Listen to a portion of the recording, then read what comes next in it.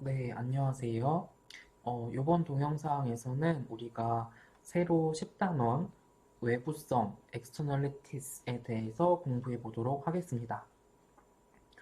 어, 지금 저에게 주어진 시간이 한 5분 정도밖에 남아있지 않아서 이번 동영상에서는 10단원의 가장 앞부분을 약간 공부를 하고 이제 주된 내용은 다음 동영상에서 공부를 하는 것으로 하도록 하겠습니다.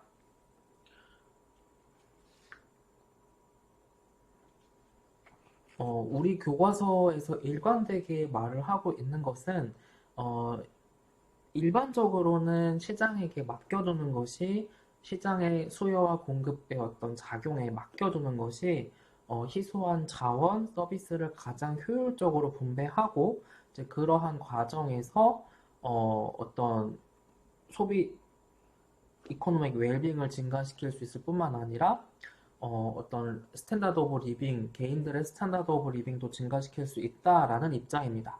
이제 그럼에도 불구하고 때때로는 시장에 실패가 발생할 수 있고 이제 그때에는 정부의 어떤 개입이 그러한 시장의 실패를 없애거나 혹은 최소화할 수 있다라는 것입니다. 어, 그리고 우리가 20단원의 큰 제목이기도 한 externality라는 것은 어떤 경제 활동을 함으로 인해서 발생하는 예상하지 못한 결과입니다. 그리고 이와 같은 externality는 대표적인 마켓 페일리어, 시장 실패의 사례로 많이 꼽힙니다. 조금 더 자세하게는 우리가 이제 다시 살펴볼 예정인데, 이렇게 예상하지 못했던 결과가 어떤 환경 오염이라던가 뭐 이런 거가 엑스터널리티로 발생했다.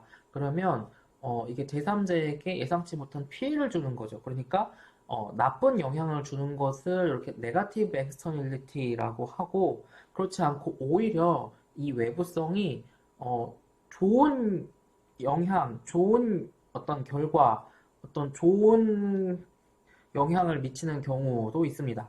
그러한 것을 positive externality라고 이야기를 합니다. 그래서 대표적인 네가티브 엑스터널리티는 아까 말씀드린 것처럼 환경오염이 가장 대표적입니다. 이제 어떤 제조업체가 물건을 만들기 위한 과정에서 환경오염을 시키게 되죠. 오폐수를 배출하고 오염된 공기를 배출하고 그게 그 물건을 직접 소비하는 소비자한테는 영향을 주지 않을지라도 그 제조업체 공장이 위치해 있는 그 지역의 지역 주민들이라든지 아니면 더 나아가서는 뭐 그 지역을 넘어서는 광범위한 지역에까지도 악영향을 미치게 됩니다. 이제 그러한 것들이 externalities가 되겠고 네가티브 externality의 대표적인 사례입니다. 즉 그리고 자동차로 인해서 발생하게 되는 트래픽 잼 같은 것도 이와 같은 네거티브 엑스터널리티의 사례입니다. 자동차를 소비하는 즉 운전자가 있고 자동차를 판매하는 제조업체가 있죠. 그런데 소비자가 자동차를 사용하는 과정에서 너무 많은 운전자들이 도로에 나와 있게 되면 정체가 되죠. 트래픽 잼이 생기게 되는데 이와 같은 트래픽 잼은 그 차 안에 있는 모든 사람들의 시간도 이게 기회 비용이지. 그리고 가만히 도로에 서 있으면 그 공회전 하면서 연료 다 소비하죠. 그러니까 그리고 또 자동차가 가만히 있더라도 계속 또 그 오염물질 공기 중으로 배출하죠. 이제 그런 것들이 자동차를 소비하고 또 생산하는 그런 어떤 당사자가 아닌 사람들에게까지 악영향을 미치는 네가티브 엑스터널리티의 사례가 되겠습니다. 그리고 또 여기 우리 교과서에서는 개가 짖는 것도 네가티브 엑스터널리티가 될 수 있다라고 했습니다. 이 무슨 말이냐면 어, 내가 좋아서 애완견, 애완고양이를 기른다고 하더라도 즉, 그러한 것이 윗집 아니면 아랫집, 옆집에는 원하지 않는 어떤 손해 아니면 피해를 줄 수가 있겠죠. 그러면 그러한 사람들에게 있어서는 어떤 개가 짖는 소리 아니면 어떤 그 뭐 어떤 다른 그러한 어떤 뭐 그러한 것들이 굉장히 피해가 될 수도 있겠습니다. 즉 그러한 것들이 어떤 제3자에게 악영향을 미치는 네거티브 엑스터널리티스들이고 파지티브 엑스터널리티스들은 오히려 제3자에게 긍정적인 영향을 미치는 것들입니다. 제 대표적인 것이 어, 교육 같은 거. 그러니까 교육을 사람들이 점점점 고등교육을 받게 되면 당연히 개개인들 자신이 더 좋은 직장, 직업을 가지고 커리어도 개발하고 하면서 경제 활동도 하고 그 결국에는 그 개인들이 속해 있는 국가가 더 발전하고 뭐 회사가 조직이 발전하고 이제 그래서 파지티브 엑스터널리티스의 대표적인 게 에듀케이션, 교육이 되겠습니다.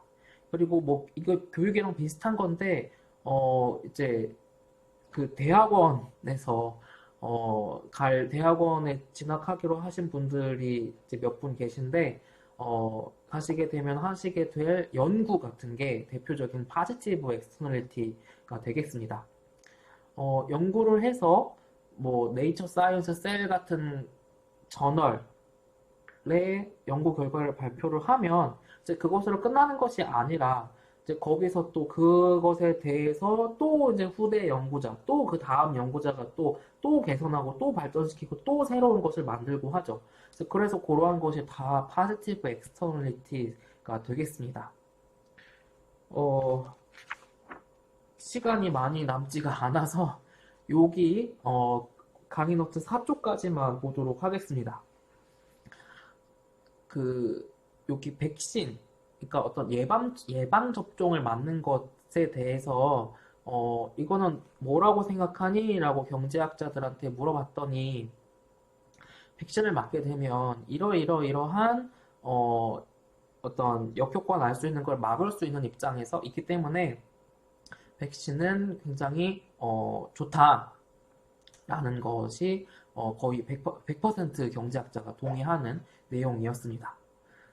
그래서 이제 백신을 맞게 되면 내가 감기 안 걸리면 옆에 있는 사람한테 옮길 일 없고 그러면은 그 옆에 있는 사람은 또 옆에 있는 사람한테 옮길 일 없고 또 가족한테도 옮길 일 없고 하게 되면 뭐 서로 의료비 지출할 필요 없지 아파서 시간 낭비할 필요 없죠. 그러니까 이게 다 또 그런 어떤 네거티브 엑스터널리티를 예방할 수 있는 것이 이 백신이 되겠습니다.